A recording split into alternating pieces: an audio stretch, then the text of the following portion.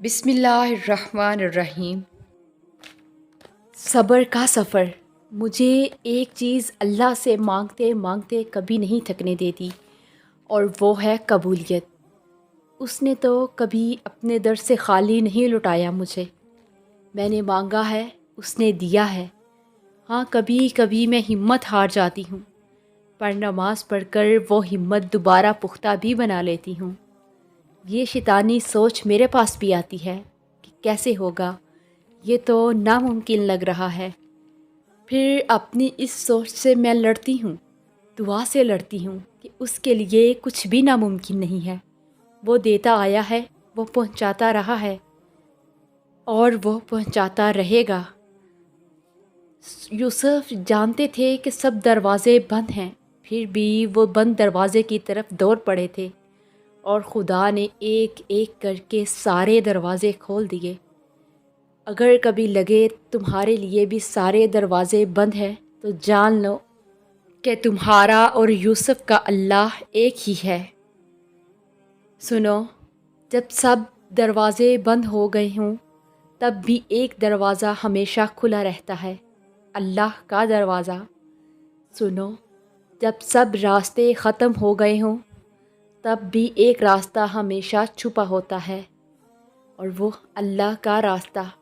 سنو، جب کچھ ناممکن نظر آ رہا ہوتا ہے، تب بھی اس کو ممکن کیا جا سکتا ہے، اگر اللہ ساتھ ہو۔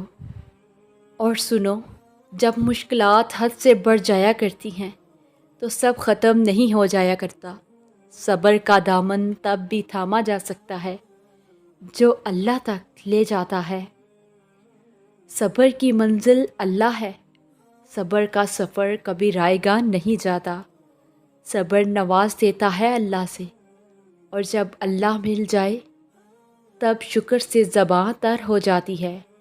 اور جہاں اللہ ہو، وہاں پھر رحمتیں ہوتی ہیں، وہاں برکتیں ہوتی ہیں، وہاں سکون ہوتا ہے۔ سنو، یہ سب کتابی باتیں نہیں ہیں، یہ کہانی ہے تمہاری، اور یہ راستہ ہے تمہارا، جو اللہ نے بنایا ہے تمہارے لیے۔ اس نے ہی تو سارے راستے بند کیے تھے تمہارے لیے، تاکہ صرف ایک راستہ بچ جائے تمہارے پاس، اللہ تک جانے والا راستہ، جس پر چل کر تم آؤ اپنے اللہ کے پاس۔ تم ابھی تک نہیں سمجھے؟ اور سنو، جو تمہارا نہیں، اس کی دوری پر تمہیں مطمئن کر دیا جائے گا، اور جو تمہارا ہے اس کو تم تک پہنچا دیا جائے گا۔ اللہ تمہارے ساتھ ہے، اور وہ ہمیشہ تمہارے ساتھ رہے گا۔ وسیلے وہاں سے نہیں بن سکے جہاں سے تم نے سوچ رکھا تھا، تو یقین رکھو کہ وسیلے اب وہاں سے بنیں گے جہاں سے کوئی بھی تصور نہیں کر سکتا۔